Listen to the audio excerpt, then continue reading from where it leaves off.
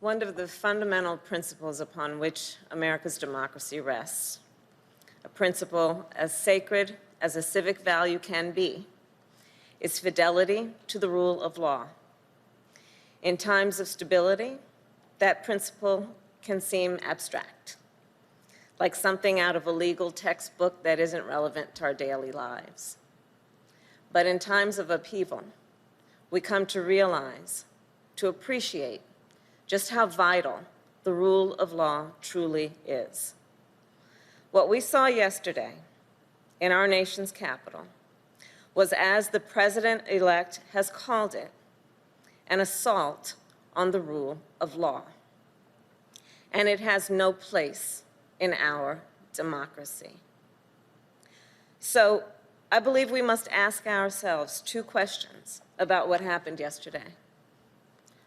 What went wrong, and how do we make it right? And I believe the answers require us to recognize that the challenge we're facing in our country is about more than the actions of the few we watched yesterday. It's about how to reform, how to transform a justice system that does not work equally for all. A justice system that is experienced differently depending on whether you're white or black. A justice system that is experienced differently if you're rich or poor. A justice system that's different depending on whether your job requires you to take a shower before you go to work or requires you to take a shower when you come home after work. We witnessed two systems of justice. When we saw one that let extremists storm the United States Capitol, and another that released tear gas on peaceful protesters last summer. The American people have expressed brightly outrage. We know this is unacceptable. We know we should be better than this. The promise of our country is that all people will be treated equally. That's what the rule of law is supposed to be about. That's what the ideal of equal justice under law is all about.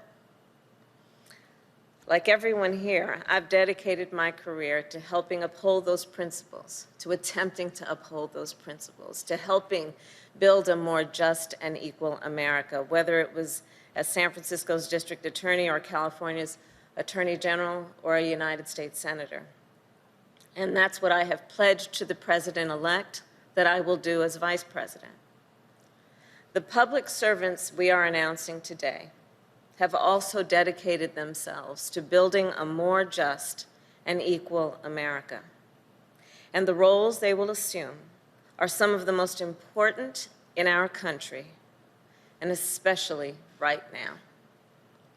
They will be responsible for pursuing justice and ensuring that all Americans are treated equally. They will be the guardians of our justice system. They will have the power to enforce our laws in a more fair and more humane manner, while also holding those who violate the law accountable, whether they be ordinary citizens or law enforcement. They will help protect the rights of every voter in our country, no matter what their background or where they live. And they will restore integrity and independence to the Department of Justice and rebuild the American people's trust in that most sacred institution.